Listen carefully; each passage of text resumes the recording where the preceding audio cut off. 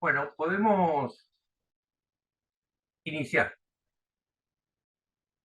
Eh, Ante todo, mi agradecimiento a los presentes, a los interesados, a las interesadas. Yo soy Carlos Acuña, soy el director, dirijo el doctorado en Administración y Políticas Públicas de la Escuela de Política y Gobierno de la Universidad Nacional de San Martín. Y hoy voy a tener el gusto de coordinar este seminario sobre el estado del Estado, los dilemas que enfrenta el Estado frente a la nueva gestión gubernamental. Este seminario, una breve introducción, sumamente breve.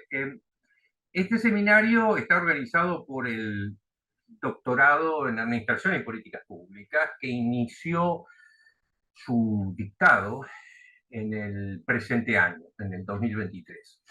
En el año que viene ya estamos incorporando a la segunda cohorte. El doctorado corona una década, yo diría, de construcción institucional en la Escuela de Política y Gobierno, una escuela de la Universidad Nacional de San Martín en la que se le otorga un peso significativo a los problemas de gestión y de políticas públicas, con enfoques, yo diría, muy plurales, distintas metodologías, no solamente distintas temáticas, pero efectivamente, más allá de que la escuela ya contaba a nivel de grado con formación ligada a administración pública y de posgrados, como la maestría en planificación y evaluación de políticas o especializaciones, eh, la escuela efectivamente hizo un esfuerzo grande apostando a la forja del doctorado, apostando justamente a la relevancia que tiene poder acceder, producir un conocimiento a nivel doctoral, más complejo, más sofisticado, eh, para entender la lógica, la dinámica propia del accionar público en nuestras sociedades y poder mejorar. En este contexto estamos en el proceso de inscripción de esta segunda cohorte, así que yo no voy a entrar en mayores detalles. Aquellos que están interesados o interesadas eh, pueden acceder a hacer consultas a la Secretaría del Doctorado, y de hecho creo que tenemos una reunión informativa la semana que viene, el miércoles 29, a las 17:30. Dicho esto, yo quería hacer un comentario también breve sobre el contexto en el que se desarrolla, el contexto político en el que se desarrolla nuestro seminario en el día de hoy. A un público como ustedes, a un público como el que atrae un seminario como este, no es necesario, creo, convencerlo de que abordar el análisis del Estado es centrarnos en una estructura, en una pieza clave para el desarrollo inclusivo y el bienestar de toda sociedad. Más allá de ello, yo quiero destacar que hoy el Estado se encuentra en el centro del debate sobre la lógica de organización de nuestra sociedad, sus derechos y libertades. Hoy el para qué de un Estado y su relación con la sociedad y el mercado vuelve a constituir el núcleo, yo diría, del debate ideológico y la lucha política en la Argentina. El Estado ha constituido un tema fundamental en lo que fueron los debates ligados a la reciente elección presidencial. En realidad, yo diría, este debate sobre el rol del Estado, este debate y lucha política, ha cruzado los 40 años de esta etapa democrática y yo diría también gran parte de la historia argentina. Sin embargo, no se ha visto hasta el presente, yo diría, un embate de la radicalidad y virulencia como el que ha surgido de las recientes elecciones con el apoyo mayoritario. Me parece fundamental no solamente reconocer la sustancia del debate, la relevancia del debate, sino que efectivamente algunas de las cosas que estamos escuchando, que son fundamentales para el futuro de nuestra sociedad, han contado con el apoyo de las mayorías, tienen legitimidad democrática. No escuchamos como objetivos solo la reducción del déficit fiscal o la necesidad de reformas estructurales o inclusive la necesidad de políticas de shock, porque se plantean como objetivos. Pero yo digo, no solamente escuchamos eso,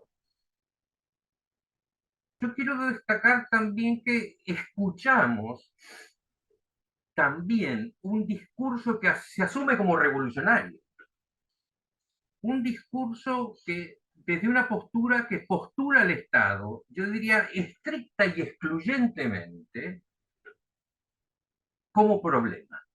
¿Se acuerdan la vieja discusión? El Estado como problema y como solución. Lo que hemos estado escuchando es el Estado colocado en una posición estrictamente en diversas magnitudes como problema. Como problema y en una relación de contradicción con la sociedad, el mercado, la libertad y en general la democracia. Grandes temas de debate porque autores, yo mismo he escrito en relación a que la relación entre Estado y sociedad, Estado y mercado, no se pueden entender como relaciones suma cero, son relaciones que deberían ser entendidas como de suma variable. Esto es, no podemos, no existen sociedades civiles fuertes sin estados fuertes, no es, y sin embargo hoy ha predominado en la elección mayoritaria una lectura distinta. El seminario se desarrolla en este contexto de incertidumbre que yo diría acentúa el valor de poder comprender cómo llega el Estado argentino, sus fortalezas y debilidades a esta coyuntura. En ese contexto, entonces, lo que vamos a hacer persigue dos objetivos. El primero, obviamente, encarar cuestiones claves para la comprensión del estado del Estado. ¿Dónde estamos parados? ¿Qué pasa con el Estado?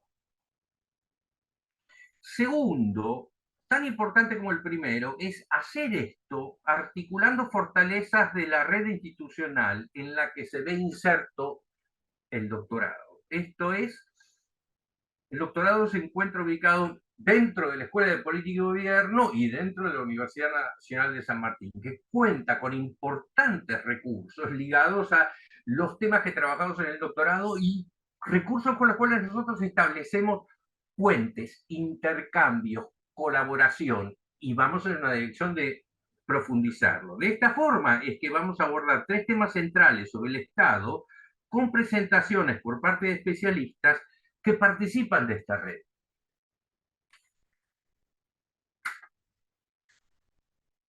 Brevemente, el primer tema que vamos a abordar tiene que ver con la agenda de los problemas estructurales de gestión en el Estado Nacional.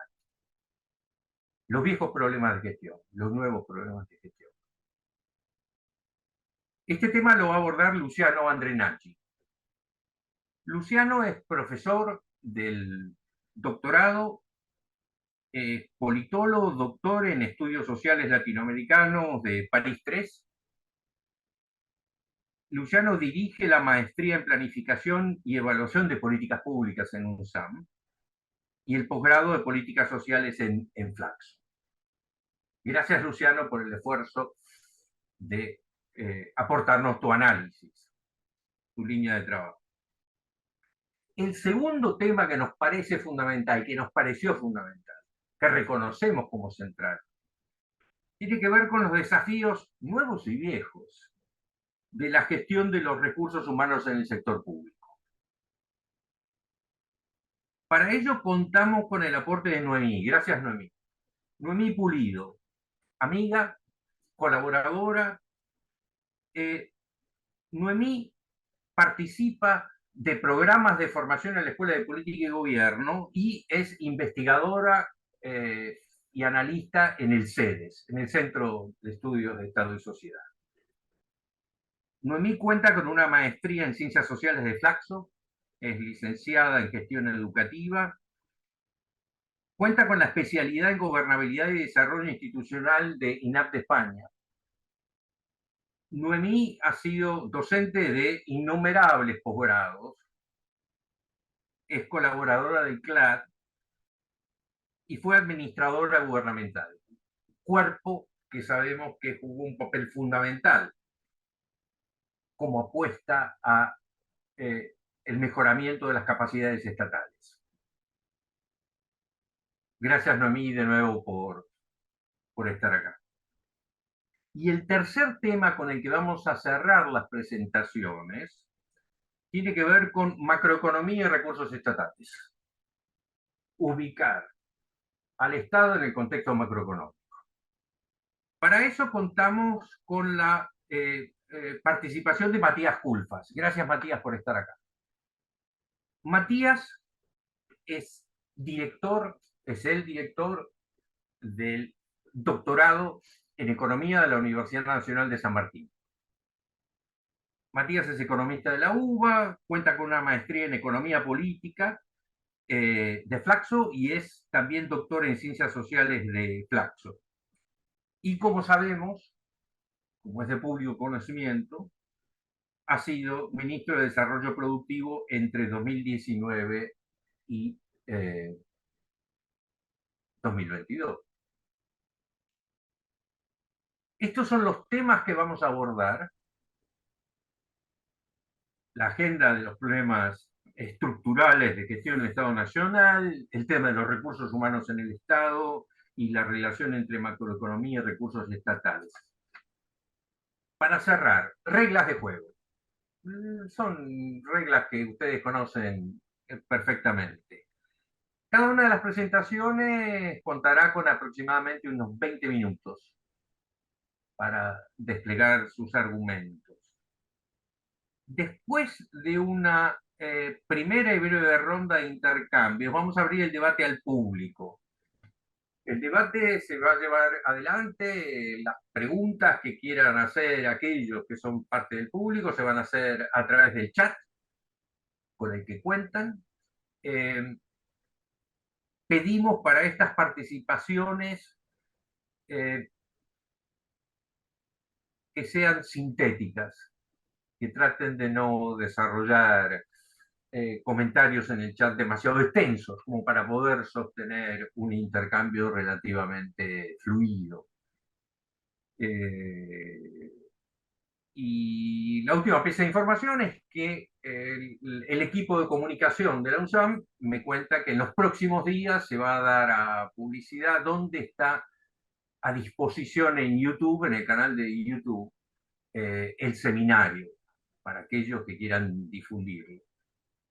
Desde ya les reitero mi agradecimiento a todos y a todas los que están acá, aquellos que han mostrado interés, particularmente, obviamente, a Noemí, Luciano y Matías. Y ya mismo le cedo la palabra a Luciano Andrenacci.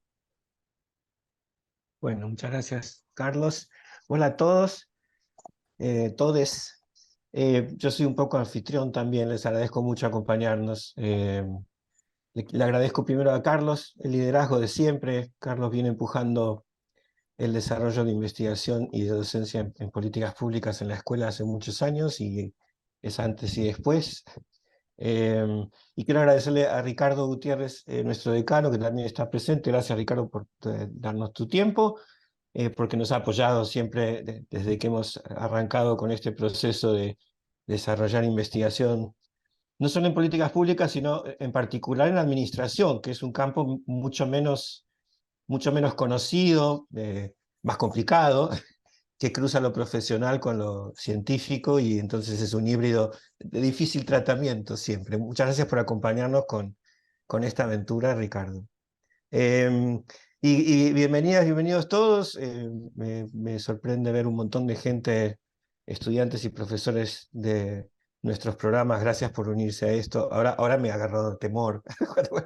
Y sobre todo porque comparto el panel con dos personas que es probable que conozcan mejor los temas de los que voy a tratar que yo mismo.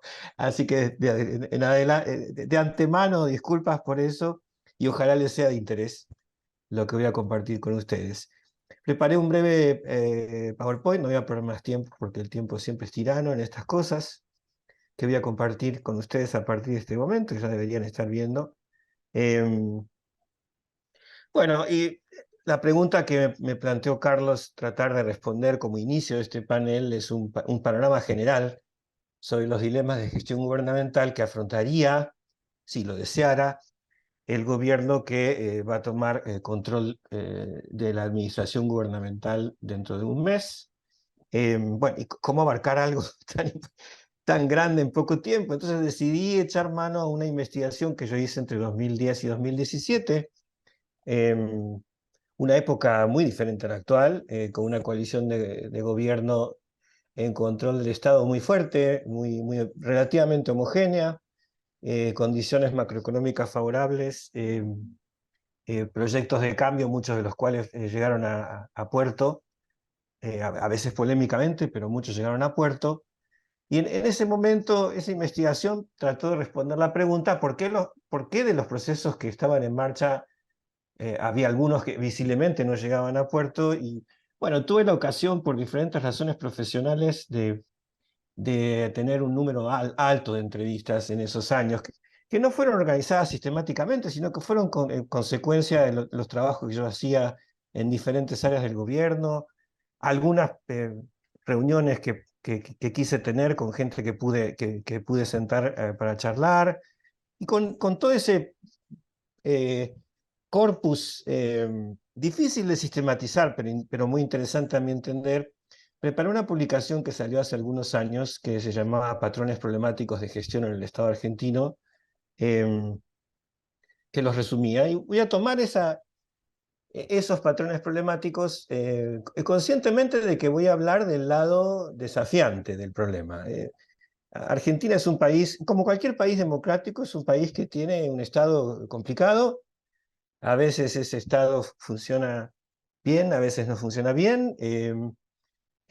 Solo para aclarar que mi punto de vista no siempre es pesimista, también pueden ver una investigación que hice sobre el tratamiento argentino de la pandemia COVID-19, que va a salir publicada el año que viene en una revista, donde los mismos factores que vamos a discutir hoy se combinaron positivamente, ¿sí?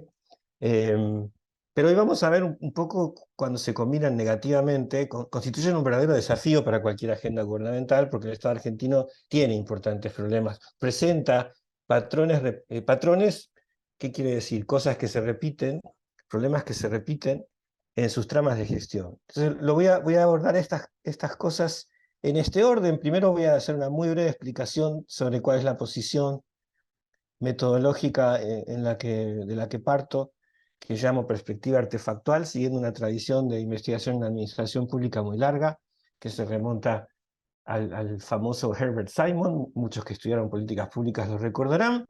Voy a hacer una muy breve referencia a eso, porque es importante, porque digamos, saben ustedes, los que están en política es más fácil definir esto, pero académicamente hablando, definir éxito y fracaso en políticas públicas es complicado. Digamos, ¿qué es éxito y qué es fracaso? ¿No? La perspectiva artefactual parte de la base de que la política pública puede ser estudiada como un organismo artificial que tiene propósitos y que busca un cambio en la realidad que alinea los resultados con los propósitos. Y eso es éxito. Y si no alinea los resultados con los propósitos es fracaso. Y esta perspectiva es relativamente independiente, me perdonarán a aquellos con una visión más moral de la política pública, es relativamente independiente de los propósitos, ¿no? Entonces voy a pararme de esa perspectiva independiente de los propósitos. No significa que para mí los propósitos sean todos iguales, pero quiero aclarar que desde esta perspectiva miramos cómo se produce la política pública y tratamos de ver cuándo surgen los problemas que dificultan este alineamiento de resultados con propósitos. Dicho esto, vamos a ver que, bueno, un panorama rápido de la política pública en Argentina muestra dos cosas. Muestra un ecosistema problemático, es un ecosistema, llamamos ecosistema a falta de otra palabra más atractiva, ambiente, se podría decir, contexto también. El ecosistema es problemático y se puede, y, bueno, y como un artefacto, decía Herbert Simon, es simplemente un proceso que tiene una interfase interna y otra externa. La interna tiene que funcionar, o sea, las partes del artefacto tienen que funcionar, y la externa es la manera en que el artefacto se relaciona con su entorno. Obviamente, cuando un entorno se pone muy hostil, como actualmente, al artefacto le cuesta más trabajo resolver su interfaz externa, ¿no? Entonces, el ecosistema de la política pública argentina es tan importante como las mismas partes de la política. Vamos a dividirlo en dos: ecosistemas y patrones problemáticos que uno puede identificar adentro de la política pública. Y en un muy breve cierre, vamos a ver, si uno pusiera esto en forma de desafíos, ¿qué quedaría?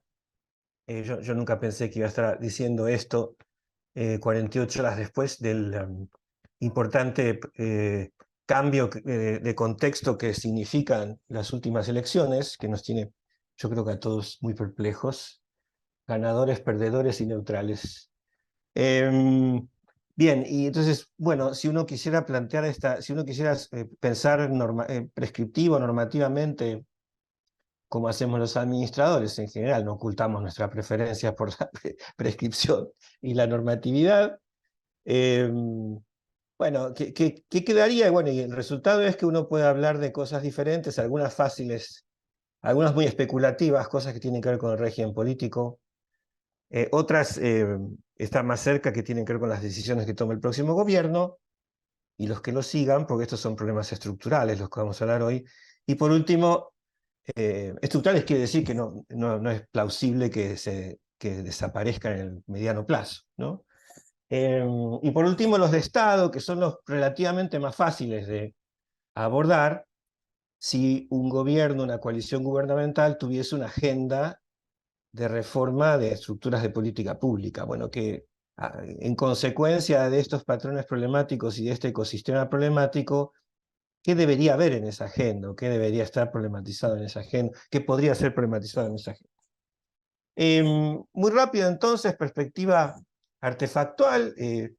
Esto es un esquema que dramatiza. Si nosotros desarmáramos la política pública, veríamos primero un conjunto de consecuencias del lado de afuera. Si escarbamos tipo muñeca rusa, veríamos que hay unos procesos de gestión que producen esas consecuencias.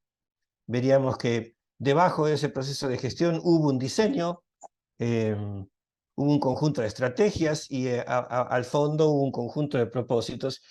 Y en la perspectiva artefactual que les propongo, que digamos, deriva de los escritos clásicos de Herbert Simon a mediados del siglo XX, y que el último en haberlos retomados es Michael Bartley hace relativamente poco tiempo en su libro de 2019.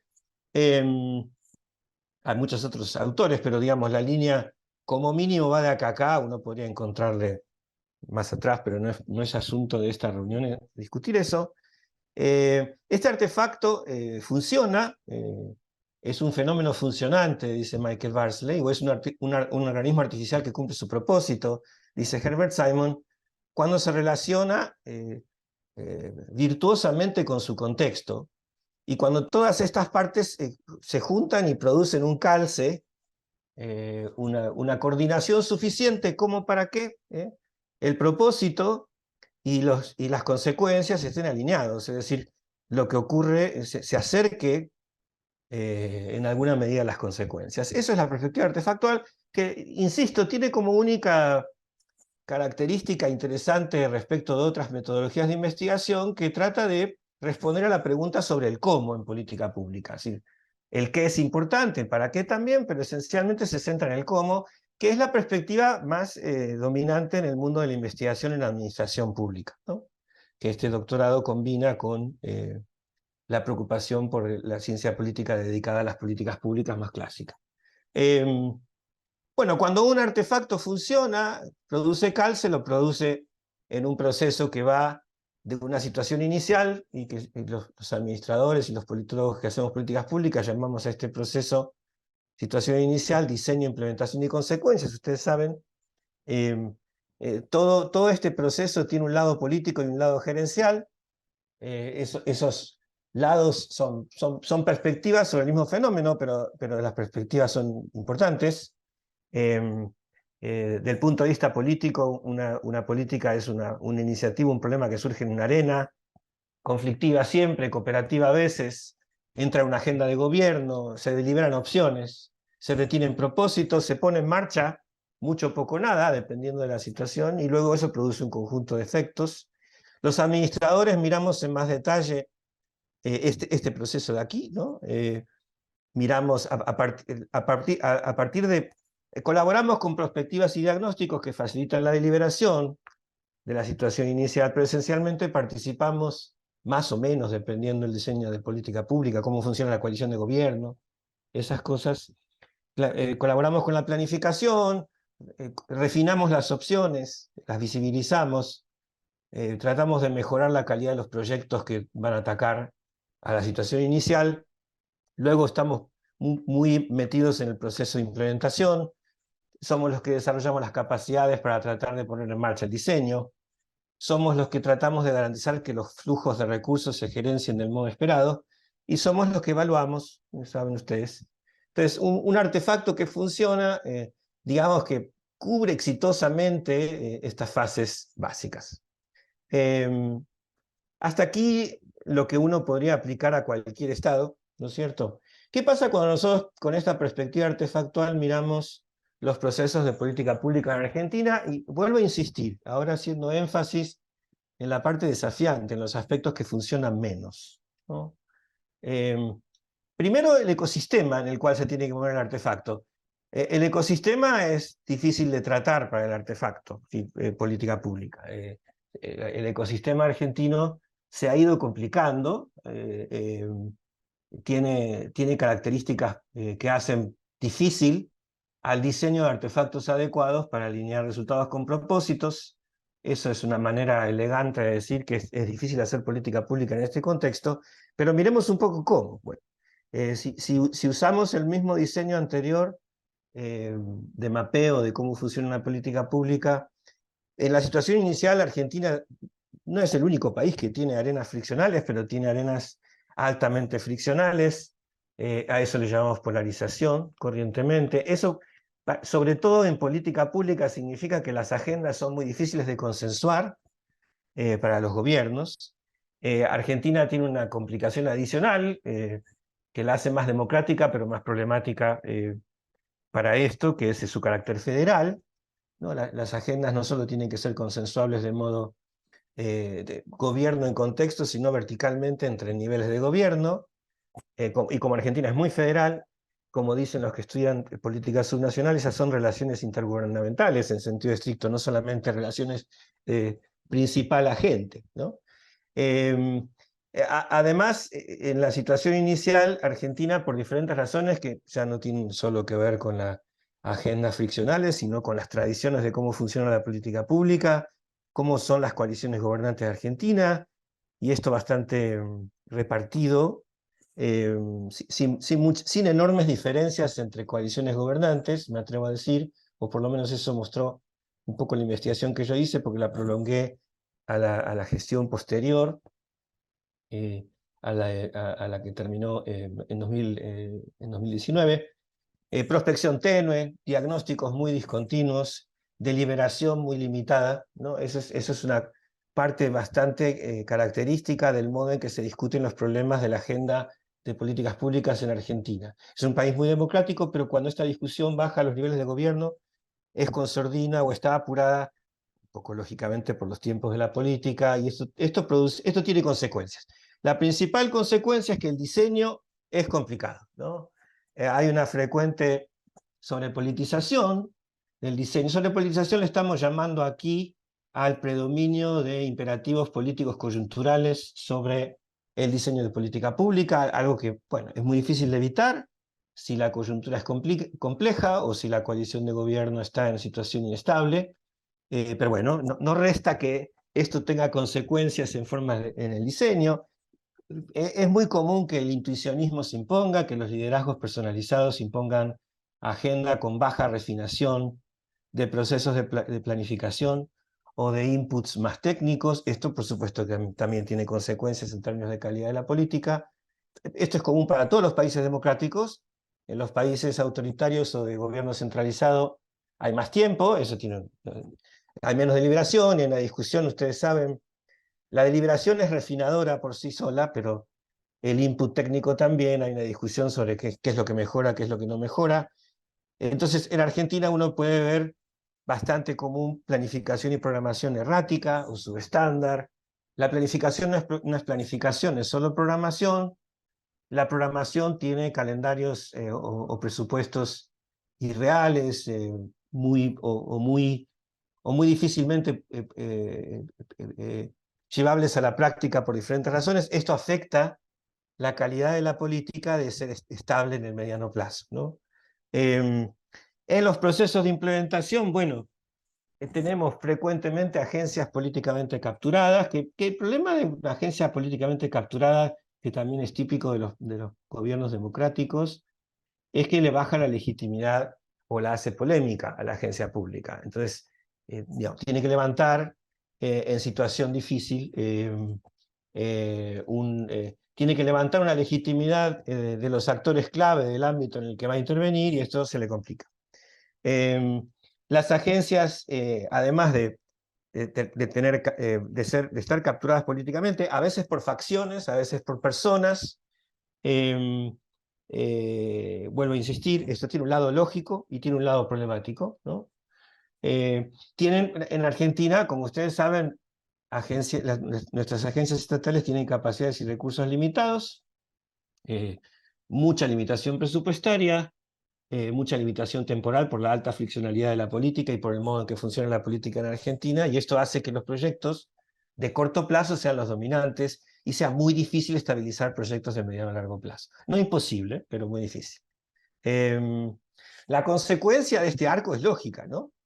Los efectos de la política pública frecuentemente son insuficientes, temporarios, polémicos, o sea, es muy debatible sobre si hay alineamiento de resultados con propósitos, o a veces los resultados son indeseados.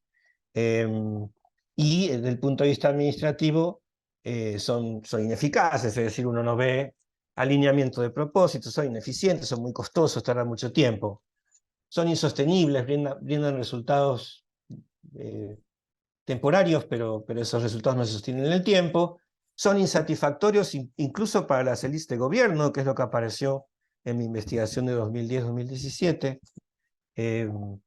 y además toda esta información que permite rastrear esto está muy limitada, porque generalmente la evaluación que hace el Estado argentino es externa, no interna. Ustedes saben, la evaluación externa está bien para la transparencia, pero tiene un valor de aprendizaje bastante limitado. Es ritual o es superficial, ¿no? Sobre factores que no están correctamente mapeados. Perdón. Consecuentemente, es decir, el encadenamiento virtuoso es difícil, ¿no? No es imposible. Uno podría decir, simplificando al máximo, que cualquiera que gobierna Argentina con este tipo de ecosistema y estas condiciones de gestión gubernamental se va a encontrar con importantes problemas. Y tanto más, cuanto más quiera, cuanto más quiera chocar con la inercia institucional, ¿no? Cuanto menos se adapte a la inercia institucional y más quiera confrontarla, la posibilidad de dominar este entorno va a ser más difícil. Para cualquier actor democrático. Y voy a subrayar democrático, ¿no? Esto cambiaría radicalmente si el actor gubernamental decidiese cancelar las estructuras poliárquicas, por supuesto, ¿no? Los patrones problemáticos, que si uno baja esta descripción general a cosas que ocurren en el día a día del Estado, uno puede hacer el siguiente mapeo, que si ustedes quieren leer en detalle aparece en un artículo que publiqué en 2021 y que puedo mandarle a quien desee verlo. Bueno, primero, en el contexto los problemas aparecen como problemas malditos, como decimos en política pública. ¿Qué son los problemas malditos? Problemas sobre los que nuestra posibilidad de obtener control de factores es baja. Y además son problemas incrementales, quiero decir, en la medida que no los resolvemos se agravan y los factores son más resilientes. Las arenas políticas en las cuales esos factores se juegan están muy polarizadas o son opacas, lo cual hace muy difícil construir consensos mínimos sobre qué hacer respecto de problemas importantes de la estructura estatal, ¿no?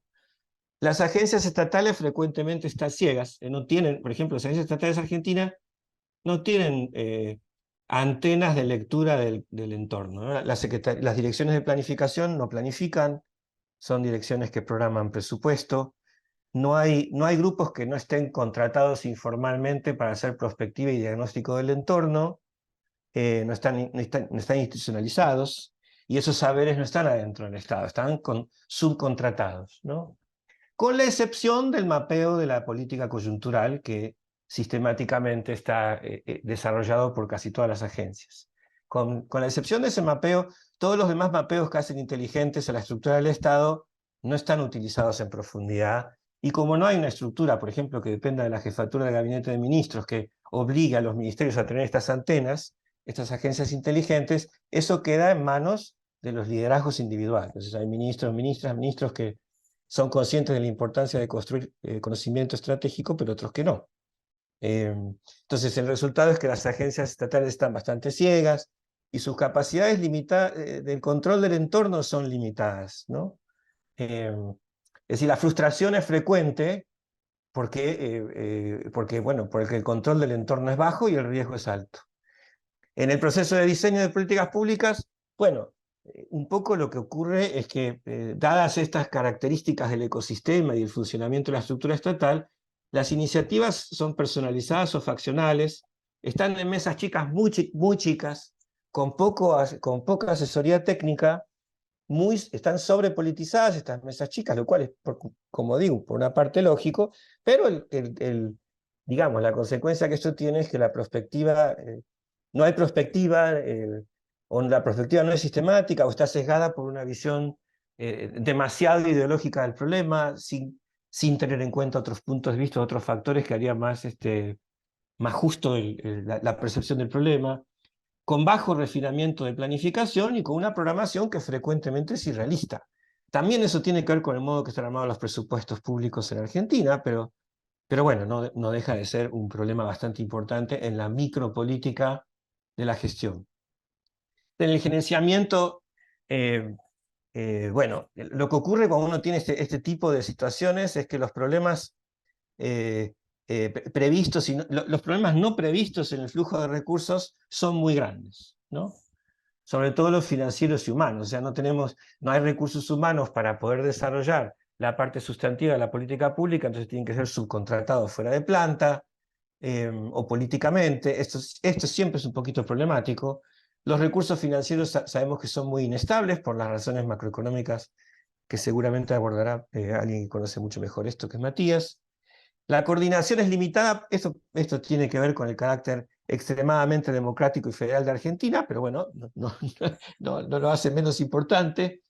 Y todo esto generalmente redunda en una solución discrecional de problemas operativos, que es problemática, porque cuando uno se tiene que escapar del protocolo para resolver un problema operativo, abre una puerta, una ventana sobre la cual entra la paralegalidad, ¿no? Entonces hay esa proclividad a procesos que luego pueden ser jurídicamente abordados como corrupción.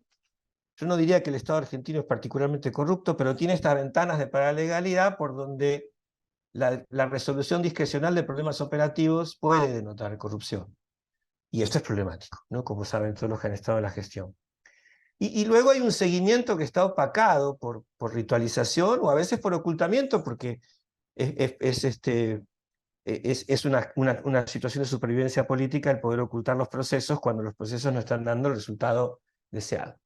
Entonces esto es problemático también, como ustedes imaginan. Y por último, naturalmente, esto termina en secuelas, me queda poco tiempo ya, me quedan 4, si digo bien, ¿no? Sí. Creo que sí, ya me retará Carlos si digo mal. Esto determina secuelas, ciclos de gestión truncos, de baja eficacia. Bueno, esto lo sabemos, digamos, es fácil de medir, aunque la información no está disponible. los impactos de la política pública o son indefinidos, es decir, no es fácil decir si fueron positivos o negativos, o son parciales y temporarios, lo cual además, y este es un problema que a mí me pareció muy interesante cuando lo investigué en esos años y después lo trato de seguir en aquellos ministerios con los que mantengo contacto, esto tiene pérdidas significativas de legitimidad estatal que le hacen la cuesta más complicada a la agencia gubernamental, a la administración que sigue. Si cuando una agencia gubernamental falla en su ciclo de proyectos, el administrador que sigue, político o técnico, no importa su perfil, va a encontrar una cuesta más arriba, una escuadra más complicada, ¿no? Porque la pérdida de legitimidad estatal es incremental. Los ciudadanos pierden confianza en el sello de la agencia, los actores clave no levantan el teléfono, los propios recursos humanos de la agencia se sienten inmersos en procesos que son discutidos, y todo esto tiene un enorme costo operacional. Levantarlo implica un montón de esfuerzo para las autoridades de las agencias, ¿no? Para terminar, si todo este mapeo, vuelvo a decir una cosa importante para no ser malinterpretado.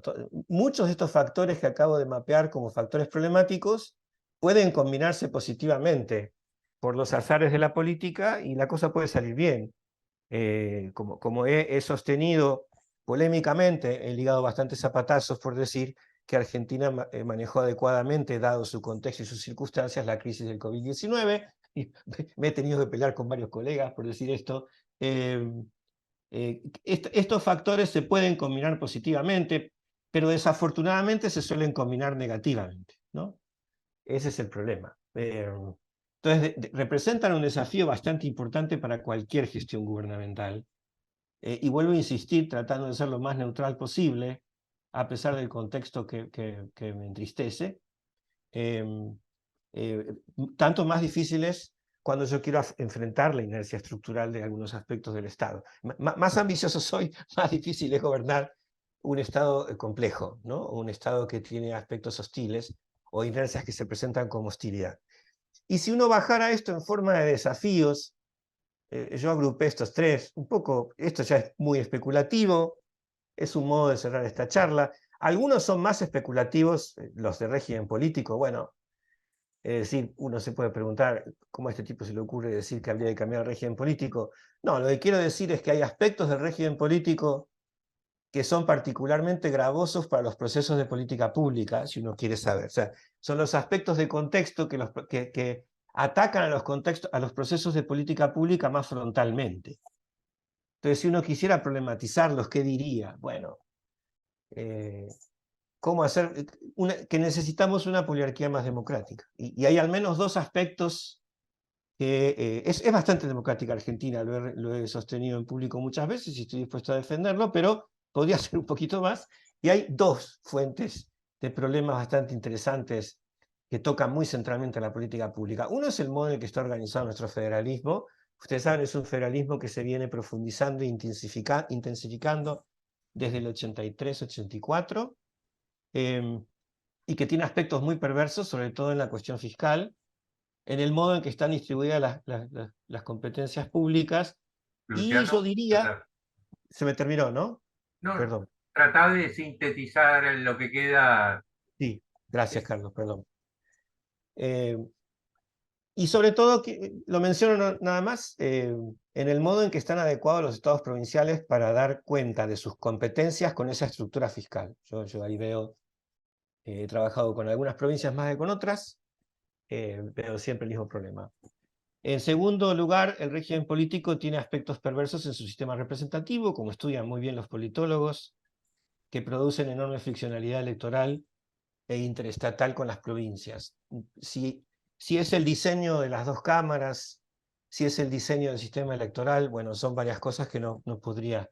Las dos impactan fuerte sobre el modo en que se hace política pública. No deberíamos menospreciar el impacto que tiene la política sobre la política pública, que no para decir que es ruido, como dicen los antipolíticos, sino para entender el modo en que funciona el contexto de la política.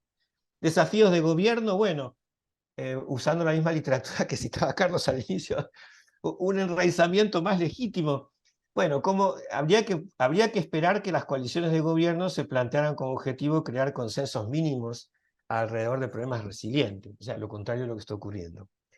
Habría que ver cómo se abren procesos más deliberativos, aunque la política pública nunca es del todo deliberativa.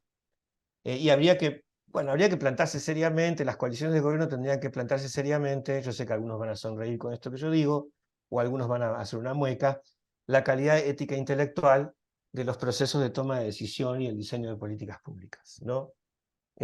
Por último, los que sí podrían ser abordables de haber consensos estratégicos y coaliciones de gobierno que quisieran atacar problemas de estructura y procesuales del Estado, sobre los menciono. Bueno, hay bastante margen para crear unidades de inteligencia estatal con conocimiento útil, disputando la palabra inteligencia al modo en que está siendo usado hasta ahora, que es solo la espía política y de los ciudadanos, para una cuestión más de comprensión del contexto, ¿no? Eso es un territorio inexplorado en el que están organizando algunos estados que sería interesante explorar. Hay que revisar los protocolos de evaluación de impactos en el Estado argentino, que no los tienen. Si se creara la Agencia Nacional de Evaluación, que está en carpeta hace 3 gobiernos, eso sería posible, no es tan problemático. Bueno, un problema que va a tocar Noemí seguramente y que es bastante intratable, es el del reclutamiento y administración de los recursos humanos en el Estado Nacional. Eh, Hay otro problema intratable que va a tocar Matías seguramente, que es el de fuentes y sistemas de gestión presupuestaria. Y después hay otro que es muy difícil, que se ve en todos los ministerios en donde se cogestiona el nivel nacional con el provincial, que es cómo funciona la gestión asociada, ¿no? Entre nación y provincias. Y en Argentina funciona de un modo muy friccional, no de un modo cooperativo, con pocas excepciones, incluso cuando los gobiernos responden al mismo signo político. Bueno, espero que este punteo les haya sido de algún interés o de utilidad para pensar el presente y gracias por su atención a todos. Bueno, Luciano, te agradezco muchísimo. Te adelanto algo para que vayas pensando, porque lo podría hacer al final de cuando termine su presentación, Matías. La pregunta que yo te haría es, eh, cuando los factores se combinan positivamente, ¿por qué se da? Porque en este contexto yo tengo toda la lógica de saber por qué llueve. Me gustaría saber a veces por qué sale el sol. Es como decir, tratemos también de incorporar dentro del entendimiento, a mí me parece fundamental incorporar dentro del entendimiento esos eventos que no deberían pasar, porque nos aportan no solamente información fundamental sobre la lógica del Estado y sus problemas, sino también sobre las posibles soluciones con las que contamos, ¿no? Pensalo y quedo a la espera de tu respuesta, ansioso. Noemí, la Bueno, palabra es tuya. pido ayuda, si me extiendo y me avisas, Carlos, mi intención es ser lo más breve posible para que nuestros colegas de la sala puedan participar. Está perfecto, apuntamos a los Pero 20 minutos. el tema es casi un doctorado, el tema en sí, que Ok, son los nuevos y viejos problemas de la gestión de recursos humanos.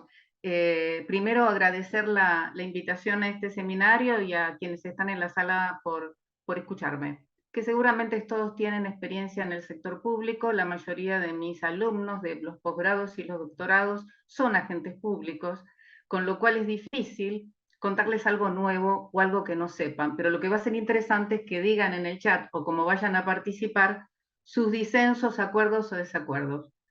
Cuando yo ingresé a la administración pública me sorprendí mucho que se le diera tan importancia al grado de ejecución presupuestaria y no al grado de aprovechamiento del capital humano que se le asigna a los líderes del sector público, a los directivos públicos. Es decir, vos, si subejecutabas el presupuesto, te decían en octubre, mira, le asignaron todo esto y no lo gastó. Es una orden del Congreso, es una orden de gasto en esta política. Pero nadie decía, tiene 300 agentes, de los cuales 100 son profesionales de altísimo antecedente, subutilizados o aplicados a funciones donde no pueden agregar valor. Esto me llamó la atención desde el primer día porque ustedes saben que los administradores teníamos destinos, 28 años estuve en la administración trabajando en diferentes organismos y me encontré con sorpresas que seguramente después me sorprendieron menos. Es ante la pregunta de ¿usted sabe qué espera su jefe de usted? La respuesta era no, o formalidades, como que llegue temprano, que no me tome todas las licencias, pero en cuanto a resultado a producir por el área, por supuesto que estoy generalizando, no digo que nadie lo haga, sino que paseando por los organismos en los diferentes del destino encontraba altísimo potencial humano, subutilizado e incluso desconocido por sus directivos. Me ha sucedido, búsqueme una persona especialista en tal y descubrir que depende de esa persona que pide al especialista. La buena noticia, porque ahora voy a empezar con el mapa de las desgracias, la buena noticia es que cada vez que en 28 años necesité al mayor metodólogo, al mejor experto, al mejor estadístico, aquellos refuerzos que uno busca porque por las vacancias en el propio saber, estaban adentro, estaban intramuros. Ahora, ¿estaban aplicados a posiciones donde eso se aprovechara? No siempre. Muchas veces se desconocía, muchas veces uno hacía el descubrimiento preguntando otra pregunta que aprendí en los diagnósticos. ¿Quién es la persona más consultada en esta organización por tal tema? Por el derecho administrativo, por las regulaciones, por los procedimientos. Y todos reconocen una figura experta. ¿Estaban esos en posiciones directivas o de liderazgo? En general no. Entonces, los viejos problemas nos llevan rápidamente a una colección de desaprendizajes, de prácticas que no nos permiten que la política pública se dan cuenta que ustedes, los que están más cerca de mi edad, como yo misma, hemos pasado por varios cambios de gobierno, por varios contextos como este, después de Alfonsín Menem, después de Menem, de la Rúa, bueno, y así llegamos hasta hoy. Muchas veces pasamos contextos de cambio no solo ideológicos, sino de políticas. Pero este factor que relato al principio casi se mantuvo invariable. Carlos decía al principio, ¿qué está sucediendo? Volvemos a mirar al Estado como problema. Es que a la burocracia siempre la miramos como problema, al servicio civil siempre lo miramos como problema, y no hablo de la ciudadanía, que cada vez que tiene que hacer un trámite se agarra la cabeza por el tiempo que va a perder y las veces que va a tener que volver probablemente, sobre todo si no está informatizado el trámite en la web o si no lo sabes usar porque la multicanalidad de la que voy a hablar después no ha sido desarrollada, sino que es un problema para la clase política que gana una puja electoral. Me ha tocado, por ser planta permanente, recibir a la nueva conducción y escuchar, 200 dependen de mí, ¿qué hago con esta gente? Porque tiene pensado traer a aquellos que lo ayudaron a llegar hasta aquí. ¿Con cuáles criterios? Confianza es la palabra que más he escuchado. La Constitución Nacional, sabiamente, en el artículo 16 dice que no hay en la Argentina fueros personales ni títulos de nobleza y que todos tenemos, los argentinos, derecho al acceso a los cargos públicos, a las posiciones de trabajo, sin otro requisito que la idoneidad. Y la idoneidad se llama mérito. Es decir, y mérito o profesionalización, el nombre que le queramos dar, que ha sido debatido estos últimos años, es la sencilla operación por la cual una persona tiene las competencias y capacidades para hacer aquello que el oficio, el puesto, la posición o el cargo que se le ha asignado requiere para ser eficiente, porque la eficiencia no es una nube, no es un concepto inasible. La eficiencia y la eficacia que van juntas, porque la verdad que cuando alguien es ineficaz es profundamente ineficiente, porque malgastamos recursos, hay que hacer las cosas 4 veces, el trámite sale mal, demora demasiado. Esa primera pregunta de por qué es un problema para los políticos que llegan, encontrarse con un servicio civil, en lugar de decir qué suerte, tengo 200 personas a las que a partir de ahora voy a poder liderar para llegar a resultados, Lo que me ha tocado ver, y esto no es una investigación académica, es una experiencia de vida, es poca confianza en que los resultados de tu gestión y de tu paso por la administración como político van a venir de esos 200. Más bien, pareciera que hay una expectativa de que los resultados van a venir de tu discurso político al interior del esquema partidario que llegó al control de las organizaciones públicas. Y este ha sido un problema porque entonces adentro estamos, como dice el tango Cambalache, yo estaba, no estoy hoy, pero estaba, todos mezclados. Aquellos que están asignados correctamente a sus funciones, aquellos que están subutilizados o utilizados en funciones que no son las que mejor podrían cumplir, y aquellos que no han recibido indicaciones acerca de lo que tienen que hacer. Aquellos que nos damos cuenta que no vienen un día que decidieron ese día controlar presentismo.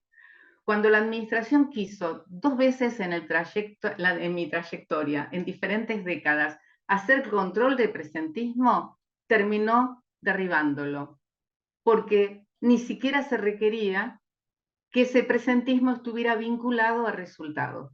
Dicho todo esto, hay investigaciones sobre las administraciones públicas, los servicios civiles de la región, y después empecé a investigar este tema, que dicen que la administración latinoamericana nunca constituyó verdaderas burocracias, sino islas de desempeño destacado. Y estas islas de desempeño destacado o de alto compromiso ha tenido que ver con directivos públicos que se transformaron en líderes de resultados, que creyeron en la rendición de cuentas, que custodiaron los recursos públicos y humanos que se le confiaban. Ustedes saben que el BID, todos sabemos que el BID ha hecho evaluaciones comparadas de los servicios civiles de toda la región. Recomiendo mucho, si alguien no llegó a ese texto, los 10 años de reforma al servicio civil en América Latina, 2004-2014, porque ahí podemos todos ver los rankings de nuestros diferentes países respecto a los subsistemas de gestión de capital humano. Podríamos decir que sobre la base de esas evaluaciones se impulsaron mucho más las cartas iberoamericanas que en el concierto del CLAD nuestros países firman. Argentina ha suscrito todas las cartas iberoamericanas y son todas operacionalizables. Ayer se acaba de firmar la Carta Iberoamericana de la Inteligencia Artificial en la Administración Pública. Ayer acaba de asumir la Secretaría General del CLAD Conrado Ramos, que viene dirigiendo el Servicio Civil del Uruguay, y lo que dejó como legado es una nueva ley, un nuevo proyecto de ley ya acordado interpartidariamente, el diálogo político le llevó todos estos años,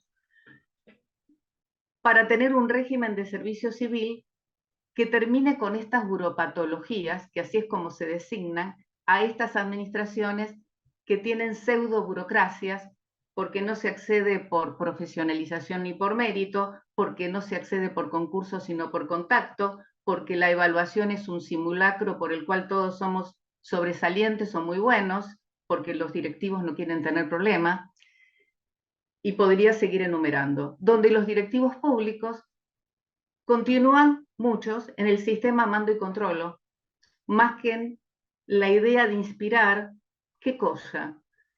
La puesta a disposición de mi organización de los talentos que tienen los profesionales de la administración. Estamos en el siglo del aprendizaje ubicuo. No hay más aprendizaje de adultos a jóvenes. Llegamos todos a la vez a la misma línea, a la misma recta de largada del próximo conocimiento que hay que incorporar. De modo que la colaboración intergeneracional, la idea de que los colaboradores pueden saber otras cosas muy útiles o saber más que sus jefes, solo es una mecánica que puede lanzarse desbarotando las viejas prácticas del mando y control, que es: si usted cumple, viene, le vamos a pagar su sueldo, no tiene ningún problema al respecto. Estoy yendo muy rápido porque son muchas las cuestiones que quiero señalar sobre recursos humanos en el sector público. Yo escucho en todos los seminarios y en este también que la Argentina es un país cada vez más federal. No es mi experiencia, no es mi experiencia intramuros. Las provincias participan en consejos federales y a partir de la decisión fiscal de coparticipación se suben a proyectos de la nación y piden colaboración técnica. La nación, así como no ha trabajado sistemáticamente el tema de no solo de formar capital humano, sino luego darle los roles para que generen mejores resultados, tampoco ha exigido con la coparticipación la formación de cuadros profesionales que permitan generar resultados. ¿Qué quiero decir con esto? Brusca y brutalmente, que hay, no todas las provincias, pero en muchas de ellas, los puestos públicos son botín político de los partidos que llegan al poder, que además pretenden quedarse en el poder, pero no con la mirada de producir resultados para la ciudadanía. Y dicho esto, y vuelvo a lo que nos decía Carlos, si la burocracia es un problema para quien conduce la administración políticamente, ¿cómo no va a ser un problema para el ciudadano que cuando va a la ventanilla, en el siglo XX vamos a la ventanilla, quizá no encuentre a los más capaces para resolverlo? ¿O sí? ¿Y por qué digo que quizá no? Porque en general ir a la ventanilla, atender público, no es una función especialmente reconocida y remunerada. Al revés. Cuando un jefe se enoja con un directivo público, con un colaborador, escuché muchas veces que vaya lejos, resignámelo a otro lugar y va a atender público. Entonces ahí tenemos a muchos Doberman atendiendo público. Tenemos dentro de la administración todo el potencial para producir resultados para compromisos públicos con menores costos, pero no lo vamos a poder hacer si cada vez que se finaliza una puja electoral del partido que sea, la ciudadanía le da la legitimidad de origen, la legitimidad democrática, pero la burocracia le puede dar la legitimidad de ejercicio, y yo hoy todavía dudo si los políticos lo saben. Ese es un aspecto, y el otro aspecto es que el juego partidario, político partidario, el juego político, debería tener, por algún acuerdo, como ha hecho Chile, como ha hecho Uruguay, como está intentando Colombia, una línea de corte en la pirámide administrativa. ¿Quiénes son los políticos? ¿Ministros, secretarios, subsecretarios? No, uno encuentra políticos en cualquier lugar de la pirámide organizacional. ¿Y eso qué genera? El quiebre de la unidad de mando. Un director nacional puede tener un colaborador que tiene más poder que él. Con lo cual, la posibilidad de generar resultados para la ciudadanía, estamos en la era ciudadanocéntrica. La ciudadanía encuentra la burocracia como problema en la medida en que la burocracia no le resuelva justamente los problemas para los cuales la burocracia fue creada y financiada por esa ciudadanía. Esta semana quise hacer un trámite en la Administración Pública Nacional en un organismo muy importante. Ese trámite no está en la web, es un trámite que se sale de la parte digital de la tramitación. Llamé al conmutador, el conmutador intentaba derivarme quién me podía atender y no hubo respuesta nunca a mi llamado telefónico. La semana pasada fue en realidad. Entonces, el otro tema que quiero traer para el siglo XXI es la multicanalidad, que hace falta con el capital humano. Los directivos públicos, yo en la actividad profesional y en la consultoría sigo trabajando para administraciones públicas, la de Colombia, la de Ecuador, la de Argentina, y entonces el gran problema que plantean los directivos públicos es qué hago con aquellos que no han llegado, aquellos empleados públicos que no han llegado al dominio digital. Es que hay mucha parte de la población que tampoco llegó al dominio digital. Estamos en una sociedad muy fragmentada, de modo que la multicanalidad es una obligación, justamente es una ventaja que tengas personas, bueno, ya se van a jubilar, no es que no hagan nada porque ya se van a jubilar, tenés la posibilidad de que te le levanten el tubo cuando el ciudadano llama, tenés la posibilidad que estén atrás de la ventanilla cuando el ciudadano llega, ese que no pudo entrar digitalmente a la administración. Saben que cuando damos clases en posgrados y cuando hacemos consultoría también. Digo en plural, trabajo con Mercedes Yacobielo, a quienes todavía tengan el viejo Facebook, nosotros tenemos a la comunidad TIP, Travesía a la Innovación Pública, abierta a quien quiera ingresar, y allí hacemos el ciclo Diálogos de Futuro. Por eso hablo en plural. Cuando nosotros trabajamos con los directivos públicos, hay muchos directivos públicos preocupados por cómo motivar al personal. Es que la primer motivación de las personas, de los colaboradores, es el reconocimiento de sus talentos. Por eso hemos trabajado con Mercedes Yacobielo. Les contaba que el CLAD ha sacado las cartas iberoamericanas. Con el regreso del Estado en el siglo XXI al centro de la escena, después de la década de privatizaciones en toda la región, empezaron a aparecer estos instrumentos operacionalizables para modernizar la implementación de políticas públicas, porque Luciano nos dio toda una clase sobre políticas públicas, pero el aparato implementador, procedimental, el que consume recursos para producir resultados frente a un compromiso público es el aparato burocrático. Estos documentos han sido la Carta de Calidad, definiendo calidad para el sector público, la orientación al ciudadano, el gobierno electrónico, el gobierno abierto, la participación ciudadana, el aprendizaje es ubicuo, mucho conocimiento está afuera, lo tiene la sociedad, no está detrás de la ventanilla. La sociedad puede ser citada a opinar, a aconsejar, a asesorar, a incidir en políticas públicas. Todos estos instrumentos, cuando les preguntamos, tanto en los cursos de posgrado como cuando hacemos consultoría a los directivos públicos, ¿usted sabe que sí que el país suscribió este instrumento? No todas las veces, pero muchas veces nos dicen, no, me lo prestás, me pasás el archivo. Para finalizar, porque creo que ya el disparador ya está, quiero decir que nos falta que los directivos públicos sean líderes orientados a resultados. Líderes orientados a resultados. Y que, como ha hecho Chile, esos resultados sean evaluados, no son planta permanente y deben comprometerse con la autoridad política a generar determinados resultados que son medidos cada año. Chile ha hecho una solución que no sé si a la Argentina nos sirve, pero que es interesante. Si ustedes miran la ley de nuevo trato, hace 20 años con el presidente Lagos y mantienen ese pacto, acaban de cumplir 20 años de alta dirección pública, han dicho los partidos políticos, bien, ¿queremos directivos de confianza? Van a ser estos 19.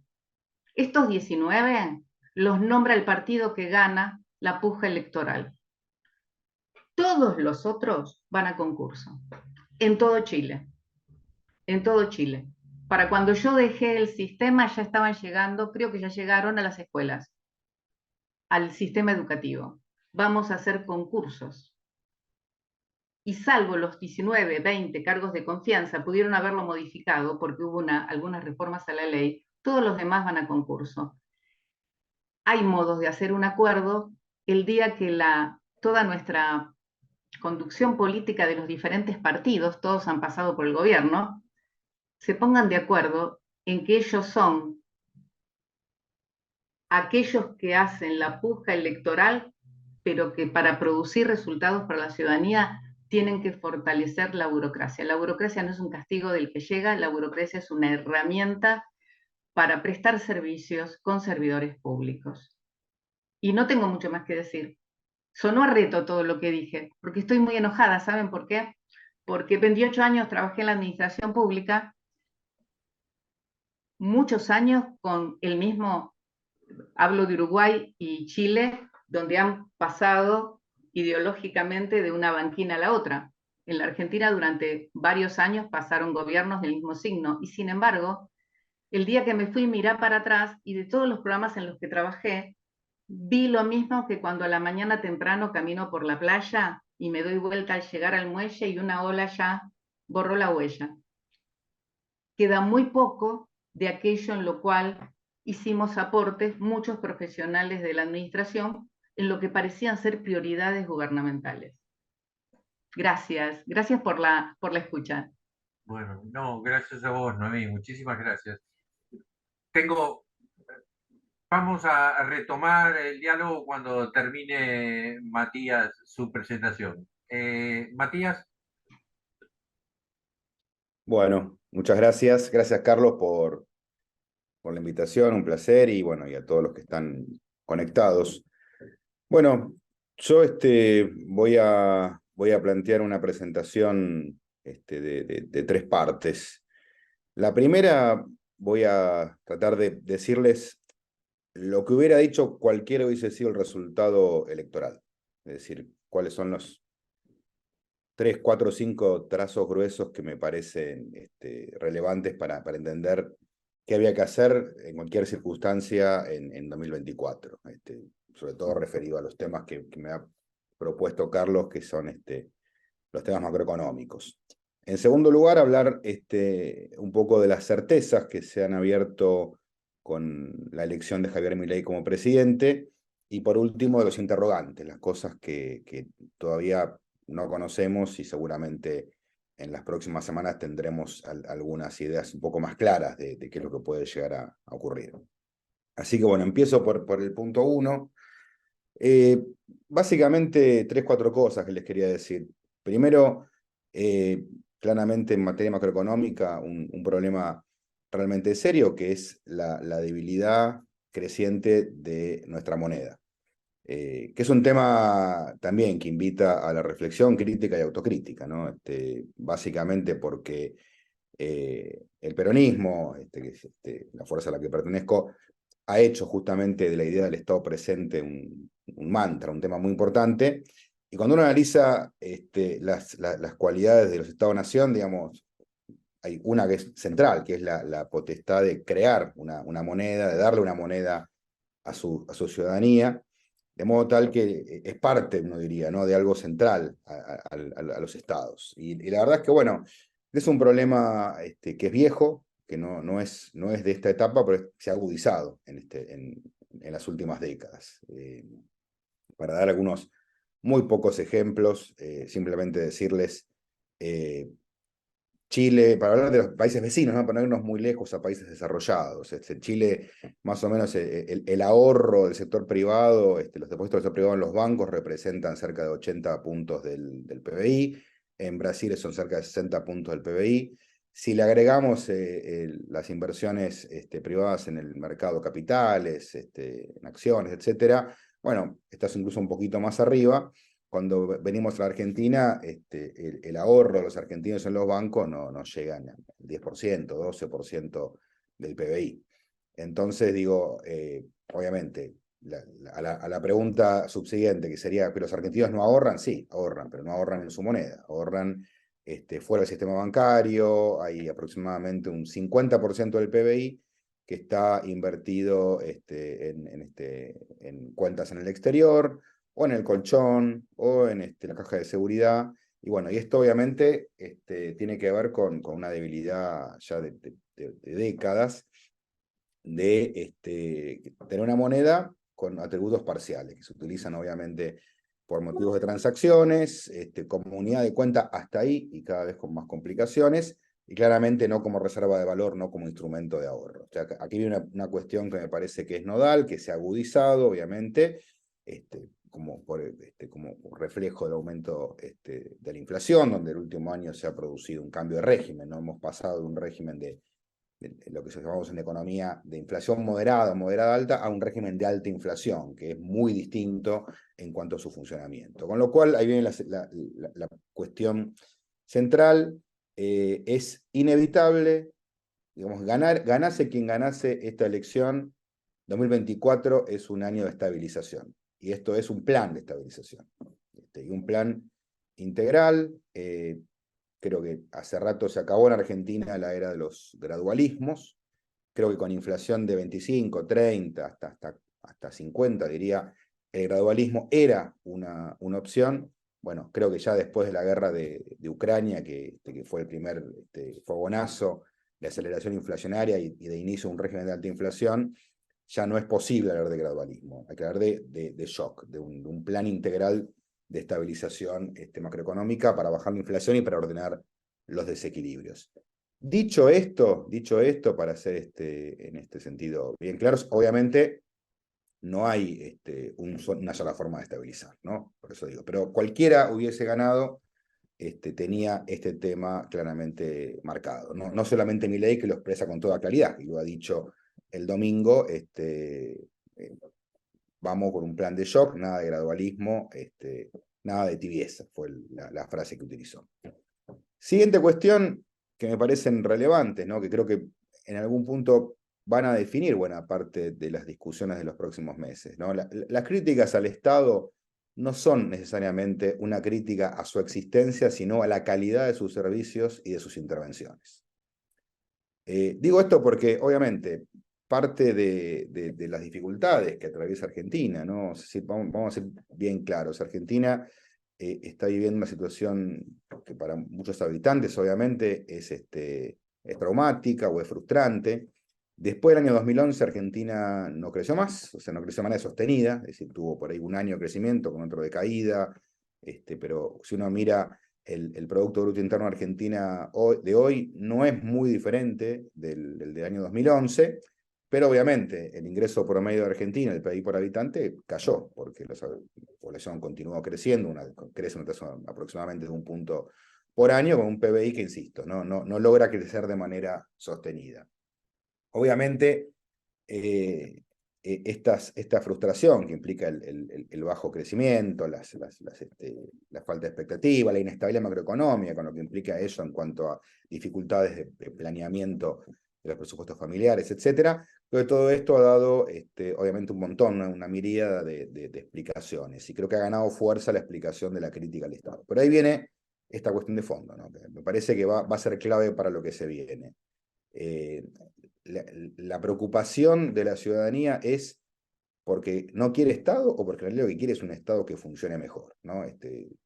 Hace unos días escuchaba una entrevista incluso a un militante libertario y se quejaba trabaja en una empresa de entregas a domicilios, una plataforma. Ella tiene un accidente con su moto y estaba lastimado, y fue a un hospital público y no lo atendieron. Tuvo 9 horas esperando y no lo atendieron. Y ahora su reclamo en todo caso es que lo atiendan, no que el Estado desaparezca, ¿no?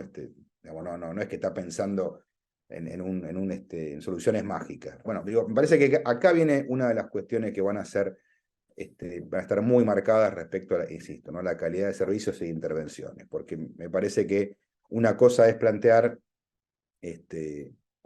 un marco de ordenamiento de las políticas públicas y de calidad de los servicios, y otra es decir, miren, vamos a retirar parte de estos servicios, bueno, vamos a ver cuáles son ahí las reacciones de la ciudadanía. Y después, para completar este primer punto, creo que en los últimos años se han dado algunos cambios importantes, algunos estructurales, que tienen que ver por ahí con cambios tecnológicos a nivel local e internacional. Algunos cambios se van dando de hecho. Creo que Argentina fue teniendo, justamente por la imposibilidad de discutir una modificación de la legislación laboral que permita justamente ayornarla a los cambios que se han producido.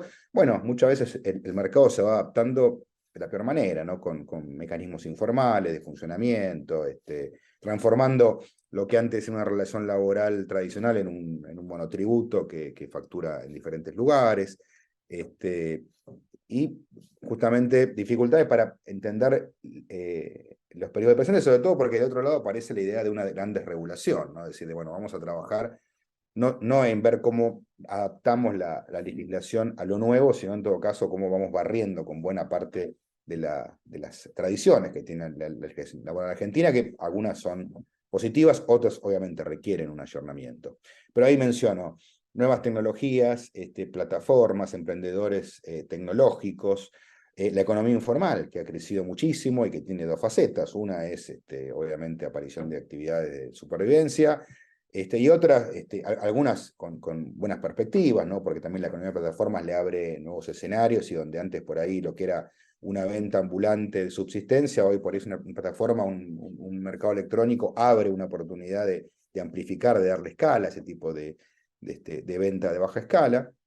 Así que un montón de cuestiones novedosas que van apareciendo, viejas y nuevas acomodándose, y que creo que en los últimos años por ahí no han tenido el anclaje en cuanto a interpretar respecto a las políticas públicas cuáles son las cosas que ir incorporando. Y al mismo tiempo otras cuestiones también que tienen que ver con la acumulación de problemas, de dificultades, fruto de esto que dije recién, ¿no? Una década, llamamos la década, si diríamos década perdida, con la diferencia de que la década perdida de los 80 era una década perdida en toda América Latina. Toda América Latina sufrió las consecuencias de la crisis de la deuda del 81-82. En este caso, si bien no fue una gran década para América Latina, hay que decirlo, bueno, ni Chile, ni Brasil, ni Perú, ni Bolivia tienen los problemas macro que tiene Argentina. Entonces, algunos son compartidos, ¿no? Brasil no ha crecido mucho, digo, tampoco es el paraíso, a veces estas comparaciones tienen estos problemas. Pero digo, claramente Argentina ha tenido algunas dificultades que son propias específicas de su funcionamiento político. Y la acumulación en el tiempo de estos desequilibrios genera, por ejemplo, problemas como lo estamos viendo ahora en el mercado de vivienda, ¿no? Entonces, hablamos de los problemas de los alquileres. Bueno, después de 10, 12 años de bajo crecimiento, de baja inversión en vivienda, salvo lo que tiene que ver como reserva de valor, de falta de crédito a largo plazo, ¿verdad? Que en todo el mundo el acceso a la vivienda se da en buena medida por el acceso al crédito hipotecario. Aquí esto es difícil de implementarlo, pues, justamente por los problemas de inflación, de bajo certidumbre a largo plazo. Bueno, son todas cuestiones que, insisto, empiezan a funcionar como problemas delicados que, insisto, abonan la tesis de que la estabilización macro ya no pasa a ser una opción a discutir, sino una necesidad perentoria urgente del corto plazo. Dicho esto, entro ya sí en el punto 2, que son las certezas que tenemos respecto a la próximo inicio de la presidencia de Javier Milei. Que creo que son pocas por ahora las certezas, porque creo que si bien ha habido muchas definiciones fuertes, tajantes, bueno, todavía no hay un programa económico, no lo conocemos. Tenemos algunos títulos y también algunas cuestiones que en algunos casos han incluso entrado en contra. Puede ser, estamos en la web, ¿no? Perdón. Eso es lo que pasaba. Alguien que tiene su micrófono abierto. Wade, por favor, ¿podrías cerrar tu micrófono? Bien, sigo entonces con el punto 2. Bueno, la gran certeza es que vamos a tener en los próximos años un nuevo experimento vinculado a las tradiciones del liberalismo argentino, pero con algunas novedades. Es decir, claramente es un experimento político novedoso, una fuerza política, digamos, completamente nueva, y que bueno, y que además ha llegado planteando un programa abiertamente liberal. Me refiero, pero va a pasar esto. No voy a decir esto es lo que va a pasar. Bueno, estos son los puntos de riesgo que hay que mirar, por lo menos. Decía, hubo 3 experimentos previos. El primero es el de la última dictadura militar, durante el periodo del ministro de Economía Martínez de Oz, 77, 76, 81. El segundo es la década del 90, con Cavallo y Roque Fernández, y el tercero es el más reciente, durante la presidencia de Macri, con la gestión económica a cargo de Pratgay, Sturzenegger, Caputo, Sandleris, etc. Los 3, digamos, para decir cuáles son sin adentrarme a hacer un análisis muy profundo, simplemente para decir dónde están los puntos de riesgo, terminaron igual. Con sobreendeudamiento externo, es decir, los 3 tomaron una economía o con bajo nivel de endeudamiento o un endeudamiento que había que reestructurar, y terminaron, el más acelerado fue el último, el de Macri, que en solo 2 años, digamos, generó un fuerte proceso de endeudamiento externo que derivó en una crisis de balanza de pagos y la necesidad de reestructurar esa deuda. El segundo elemento son los problemas de empleo. En la experiencia de la última dictadura militar se manifestó sobre todo en términos de pérdida de empleo industrial y aumento del cuentapropismo. Ese fue el fenómeno de esa época. Y en la de los 90 y el periodo Macri fue más bien un problema generalizado de aumento del desempleo, muy fuerte en los 90, no tan fuerte en el periodo Macri, pero con características similares. Y también los 3 terminan con problemas muy fuertes en el sistema productivo, particularmente en la industria. Muy golpeada la industria argentina en las 3 experiencias que acabo mencionar. Respecto a las características, ya mencioné, nada de gradualismo, es un proceso de shock, y digo, en esto uno vería puntos en común en cualquiera de los candidatos. En el caso de Milei, a esto se le agrega algunos elementos, uno diría, fundacionales, ¿no? Milei no solamente está planteando la idea de reestructurar el funcionamiento macroeconómico de Argentina, bajar la inflación, sino, digamos, generar las condiciones para un cambio de era. Así lo plantea con ímpetus fundacionales de Argentina.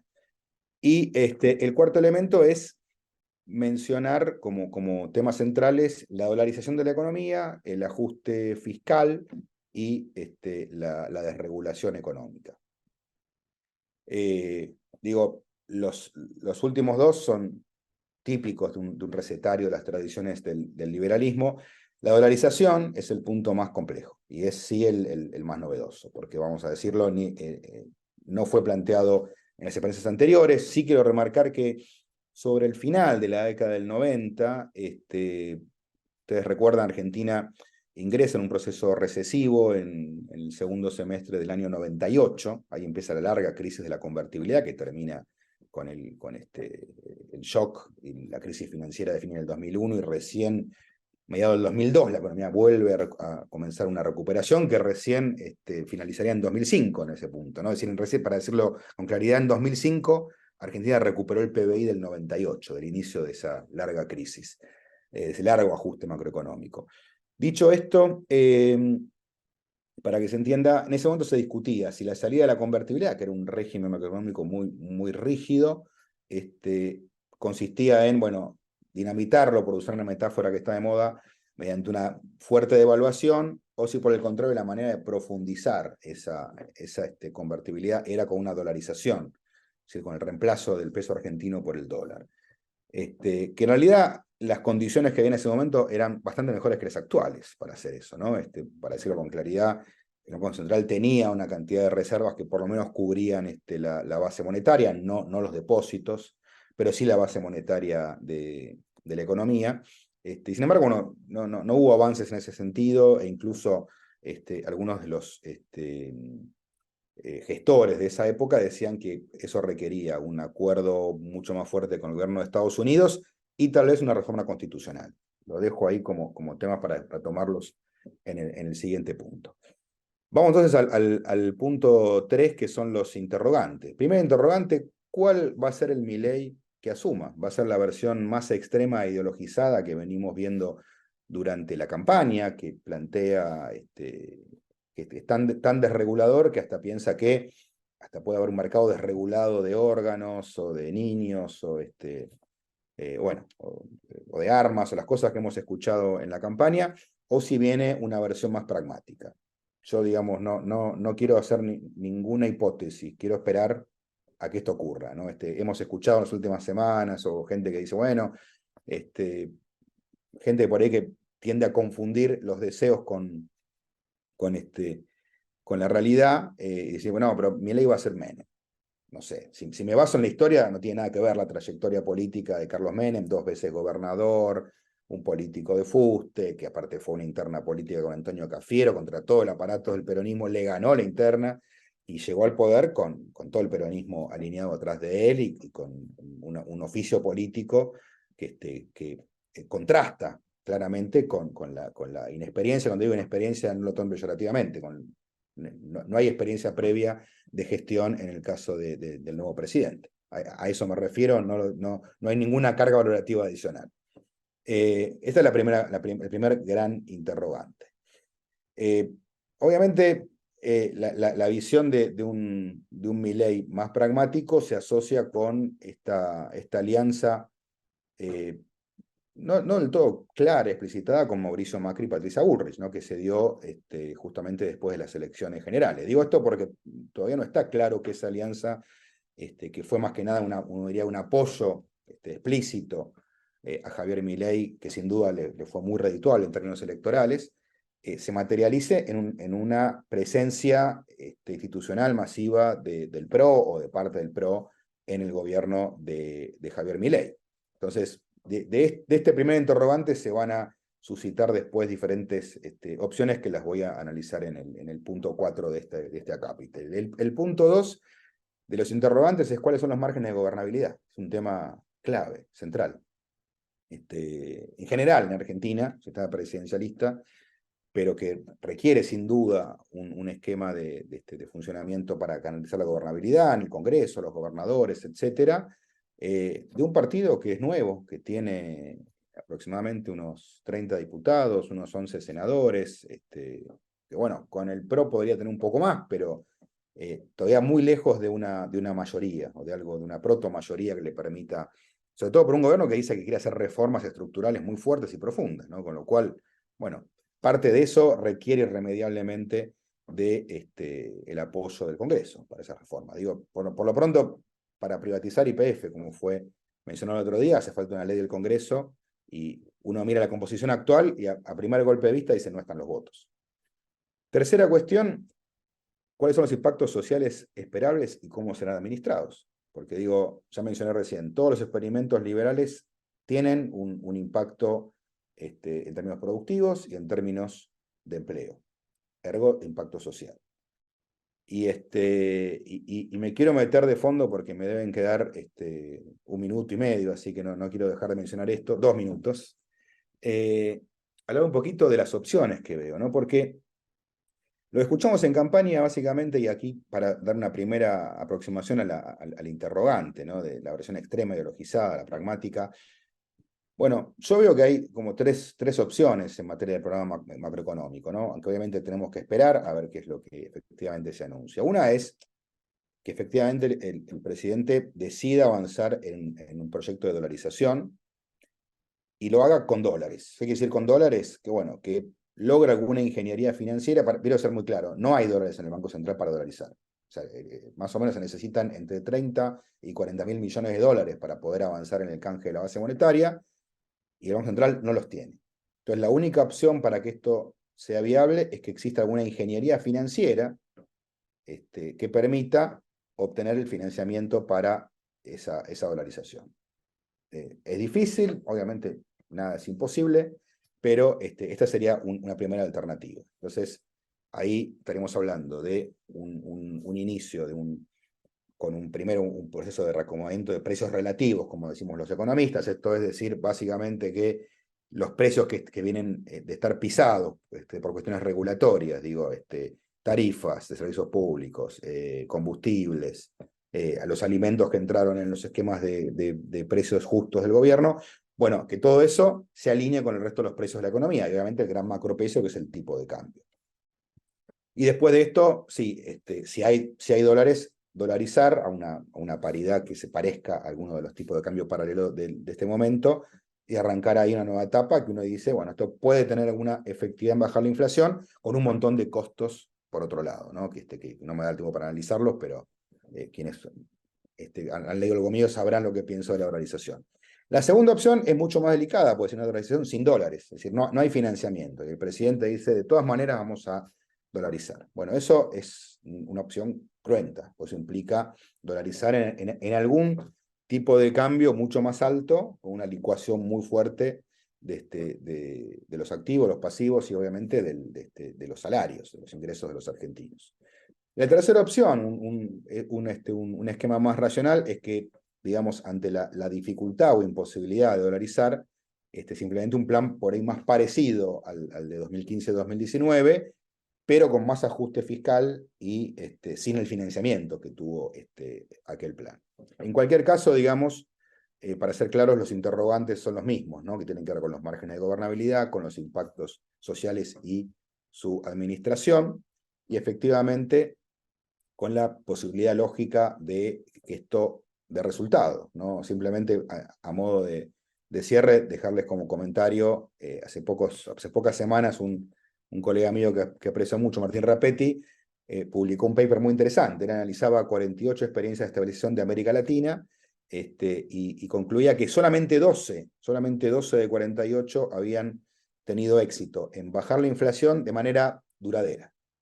Es decir, hay 1 de 4 que logra ese resultado. Después hay otras que bajan la inflación, pero a poco de andar no logran los resultados esperados, es decir, vuelve a reaparecer la tensión inflacionaria y otros que directamente fracasaron en sus intentos. También digo esto, es en América Latina habitual que los planes de estabilización por ahí necesiten un par de vueltas hasta que tengan efectividad. Sin más lejos, recuerden la experiencia Menem, en un contexto difícil, con un presidente, en este caso, fuerte con gobernabilidad. Bueno, recordemos que empezó con el plan Bungebor, no funcionó, fue con el plan Bonex, otro año de hiperinflación, y recién en 1991, o sea, 2 años después, logra encontrarle la vuelta y estabilizar y salir de la hiperinflación que había sido muy grave. Pero bueno, creo que me pasé un poquito del tiempo, así que si les parece bien, corto acá y en todo caso después la seguimos con las preguntas o comentarios. Muchas gracias por la invitación nuevamente, Carlos. Dale, Matías, muchísimas gracias. Perfecto. Yo ya, mientras los participantes, el público está invitado a incorporar preguntas en el chat. Yo ya le hice una pregunta a Luciano. Yo tendría 2 comentarios, 2 preguntas muy breves para Noemí y para vos, Matías, como para ir mientras se va armando. Ahí tenés, para Culfas, ¿cómo se puede salir del déficit cuasi fiscal? Eso es. Pero déjeme hacer estas 2 preguntas para ir motivando esta última parte del seminario. Noemí, otros países de América Latina, cuando uno hace análisis comparado, han logrado servicios civiles, digamos, más potentes, más institucionalizados. Y vos fuiste parte de la apuesta con los administradores gubernamentales, ¿no? Como un equipo de especialistas que estaba diseñado como para replicar, ofrecer, difundir su especialización en distintas áreas del Estado. A la larga, por lo que vos comentabas, no funcionó. Las razones que para vos explican estos elementos o características en el resto de los países o en algunos países latinoamericanos que no están presentes en Argentina, ¿son estrictamente políticas? ¿Vos reducirías, yo te haría esa pregunta y después le haría la pregunta a Matías y yo casi volvería le daría la palabra a Luciano, a vos y a Matías, ¿me entendés? ¿Quedó clara la pregunta? La pregunta es si reducirías todo a lo que es un acuerdo entre partidos por la razón que sea. Se dio en Chile, se dio en Uruguay, entonces parece que pueden generar un servicio civil con mayor calidad y algunas de las características que nosotros estamos marcando que no están presentes en la Argentina. Matías, la pregunta que yo te haría, aparte de Guillermo Alonso, ¿no? Que te pregunta cómo se puede salir del déficit cuasi fiscal. En todos los análisis que habíamos hecho, ¿te acordás del proceso de privatizaciones con Cavallo? Siempre le prestamos bastante atención a cómo se habían dado las relaciones con los grupos empresarios que iban a ser afectados por la privatización, ¿no es cierto? Porque estaba esta tensión de, claro, hay grupos empresarios que ganan, pero hay grandes perdedores en el proceso de privatización. En el contexto de lo que es este nuevo actor, que está hablando de nuevas privatizaciones, ¿cómo ves la relación con diversos grupos empresarios? ¿No? Porque más allá de lo que uno lee en los diarios y no, aparece Tecpetrol, ¿no es cierto? Como bueno, funcionarios o directivos de Techin van a controlar IPF o ese tipo de cuestiones bastante directas, bastante... Pero en términos, ¿me entendés?, del aparato productivo, ¿cómo el desafío de las privatizaciones, cómo pensás que afecta más a diversos sectores empresarios? ¿Qué sector empresario, aparte de decir las pymes probablemente, ¿no?, se ve particularmente amenazado por esto? Y quién se supone que puede llegar a manejar ese tipo de relaciones tan complejas. Bueno, hasta ahí preguntas. Yo invitaría de nuevo a Luciano, yo ya te hice una pregunta, Noemí, te invito a vos a Tenemos 20 minutos como para cerrar. Matías, tenés cosas picando. Luciano, Sí, si te parece bien y no te ofende, claro que contestaría tu pregunta, pero le cedería el piso primero a Noemí y a Matías, nuestros invitados, y respondo al final. me Ok. parece perfecto, Noemí. Es que en lo que no entendiera si tenía que contestar ahora, por eso estaba esperando que me dijeran. ¿Por qué creo que no prosperó?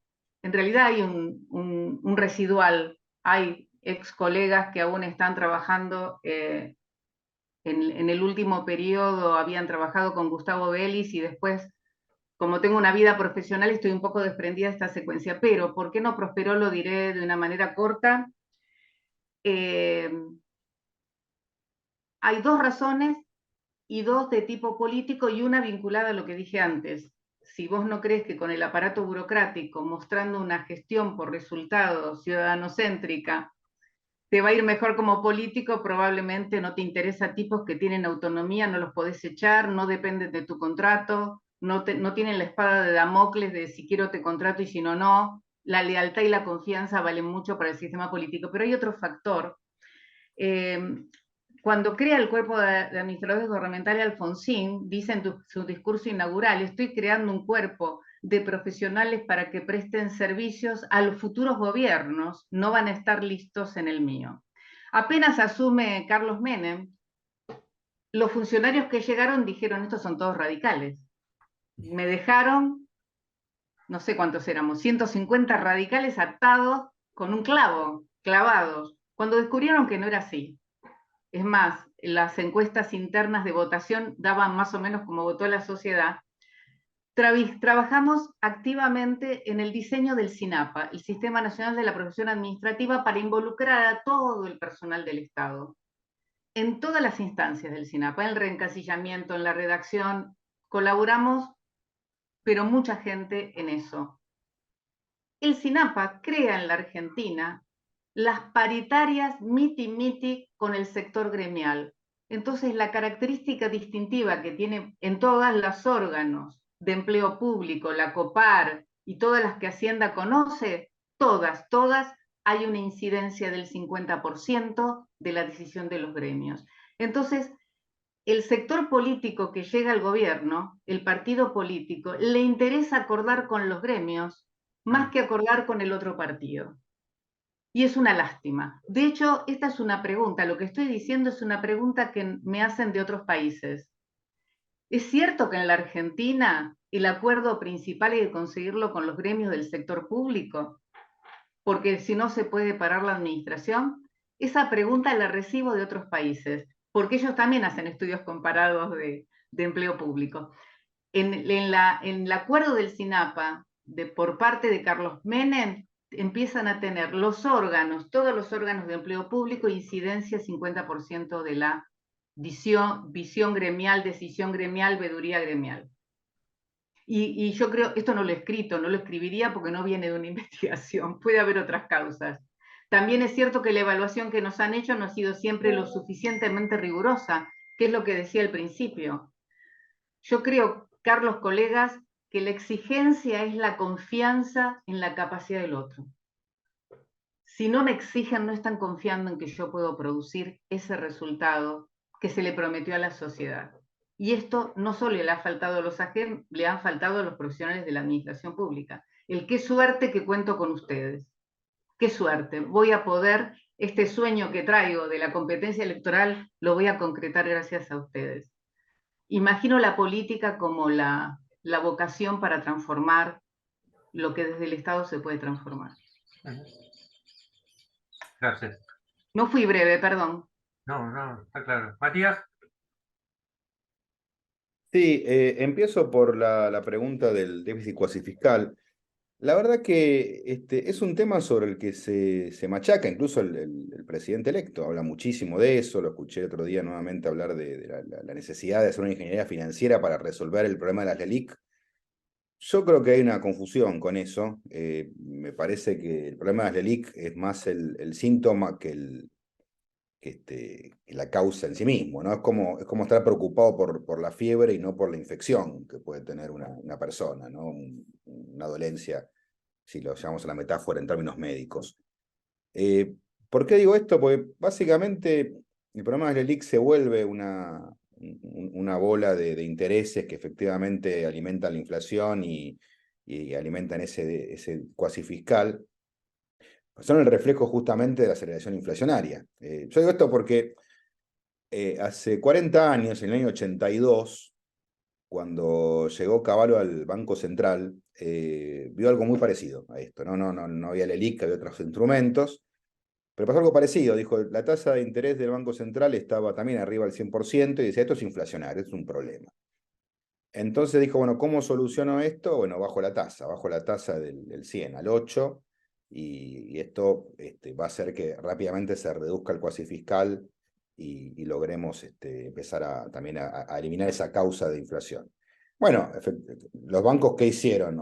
Dicen, bueno, si mi liquidez antes me la remunerabas al 100, ahora me la vas a remunerar al 8, yo lo que voy a hacer realmente es a los depositantes que tengo, les voy a porque en definitiva esos bonos son la contrapartida de la liquidez de los bancos que provienen de los depósitos que tienen esos bancos. Entonces, si se reduce la tasa de interés de los bonos del Banco Central, las LELIQ en este caso, y eso implica una baja de tasa de interés, cuando todavía no bajó la inflación, bueno, lo que pasó en 1982 es que toda esa gente sacó la plata del banco y se fue al dólar, y el dólar se disparó a niveles estratosféricos, y los que tienen algunos años se van a acordar de esto seguramente que les estoy relatando, ¿no? Entonces digo, me parece que esta idea de querer resolver el síntoma y no el problema de fondo, me parece que es un error. Yo buscaría en todo caso generar una instancia de baja de la inflación, y la baja de la inflación va a hacer que la tasa de las LELIQ empiece a reducirse y que los bancos encuentren otras aplicaciones. También hoy los bancos toda su liquidez la aplican a las LELIQ porque nadie se va a endeudar al 100% y pico, porque es suicida hacer eso. Entonces, cuando logres una baja de tasa de interés por la baja de la inflación, va a reaparecer el circuito de las aplicaciones de crédito, que es para lo que están los bancos, no para darle su plata al Banco Central. Respecto a la pregunta tuya, Carlos, bueno, primero señalar que es un contexto muy distinto, ¿no? En ese momento que vos lo estudiaste tanto, estábamos hablando de todo el aparato del Estado que se estaba redimensionando y un montón de empresas de servicios públicos, industriales, de energía. Creo que hoy lo que se plantea como privatizable es algo mucho más acotado, ¿no? No es que sean pocas, son unas cuantas empresas del Estado, pero en cuanto a lo que significan en volumen de negocio, es infinitamente más bajo de lo que fue en la década de los 90. Creo que sin duda la atención está centrada en YPF, porque es así, es una empresa muy importante. Yo insisto, ¿no? Requiere la ley del Congreso, veo muy difícil que se pueda privatizar. Sí entran en juego lo que vos mencionaste recién, ¿no? Que es los diferentes intereses que se pueden aglutinar en torno a la gestión de YPF. Y esto pasó, digamos, en el gobierno de Macri. El gobierno de Macri, la verdad que tuvo una actitud con YPF muy diferente, ¿no? Tanto el gobierno de Cristina como el gobierno de Alberto que está terminando ahora. Para decirlo con toda claridad, se llegó incluso voy a contar una experiencia muy concreta, hubo una carta de un sector de la gerencia de YPF quejándose por lo que fue el Plan Gas Resolución 46 del año 2017, ¿no? Que generaba un paquete de estímulos muy importantes para el desarrollo del mercado de gas en Argentina, que la dejaba fuera al propio YPF. Entonces, ahí creo que se van a empezar a configurar, me parece a mí, las posibles relaciones entre grupos empresarios y el Estado, más en torno a la gestión, las decisiones de política energética y de gestión de YPF, que es un actor importantísimo en el mercado, pero no es el único, ni siquiera llega al 50% del mercado. Me parece que ahí se va a jugar algo de lo que vos estabas recién mencionando. Después con lo demás, con lo que tienen que ver con los sectores empresarios, pymes, me parece que eso va a tener más que ver con la política macro en general, cómo se implementa la política macroeconómica, si efectivamente hay, como dice el presidente electo, una política de shock, de apertura, de reducción de aranceles, y esto sobre todo en algunos sectores sensibles puede llegar a afectar el desenvolvimiento industrial. ¿Qué va a pasar con el régimen de Tierra del Fuego? Todo esto hubo señales contrapuestas. Había un mensaje muy claro de Milei hasta las PASO y otro distinto después. Lo hemos escuchado hablar incluso de un planteo de, bueno, si yo hago una apertura económica sin bajar impuestos y hacer algunas reformas, provoca un industricidio. Usó esa palabra. Fue interesante. Ahora, esto no lo había dicho antes, ¿no? Fue más una cosa de campaña electoral. Javier Milei ganó en Tierra del Fuego, quiero decirles, es un tema que sorprendió a mucha gente. En el medio de la campaña, Milei también tuvo algunas oscilaciones respecto de qué hacer con ese régimen. Otros dicen, no, ya va a reducir los aranceles, con lo cual ese régimen se va a ir agotando por sí mismo. Pero, insisto, por ahora son todos interrogantes, ¿no? Falta todavía algunos días para conocer esas definiciones. Hasta ahora tenemos, insisto, algunas pocas certezas y muchos interrogantes. Probablemente en 2 o 3 semanas esto cambie. Muy bien, muchísimas gracias. Nos quedan 8 minutos, 7 minutos. Luciano, te invito a cerrar contándonos por qué sale el sol cuando no tendría que salir. Ahora se acaba de ir.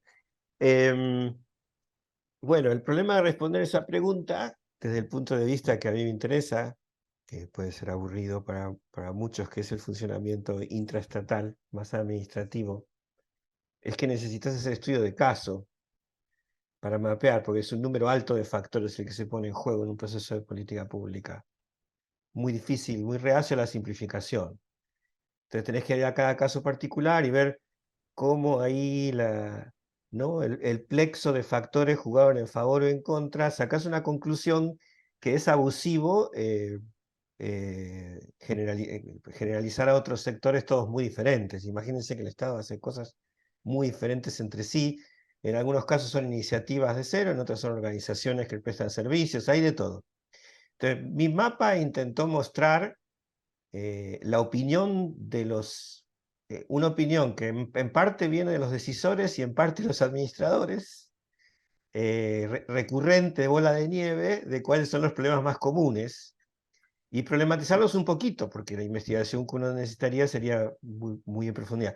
Por eso es tan popular entre los politólogos estudiar al Estado por variables estadísticas económicas o de opinión pública, pero meterse en el bicho requiere mucho tiempo y se hace caso por caso, es muy complicado.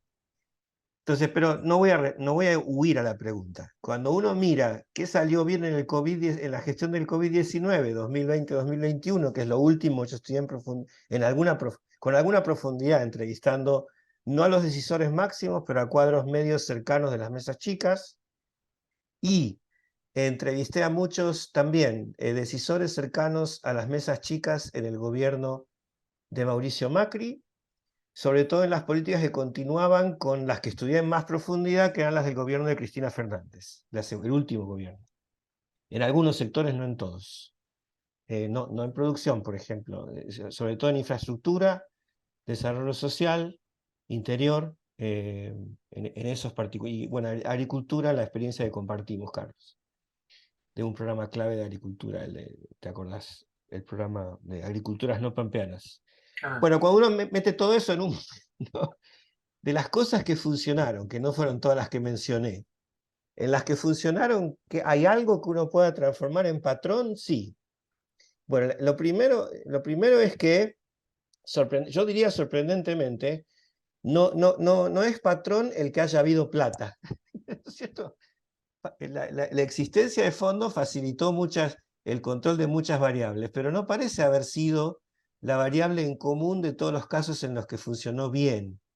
Es decir, el proceso de política pública alineó resultados con propósitos. Lo que muy claramente funcionó bien, estaba presente en todos los casos en que hubo éxito, es la disminución de la friccionalidad política, ¿no? Es decir, cuando, por ejemplo, en el caso de COVID-19, que había un factor externo que generó un sustancial acomodamiento de oposición y gobierno, un asustamiento general de los actores clave y una especie de efecto consenso que duró 1 año y medio más o menos, 2020 hasta mediados de 2021, y se fracturó cuando no funcionó la campaña de vacunación, que empezó bastante mal, empezó bien, se murió y luego recién en el largo plazo funcionó.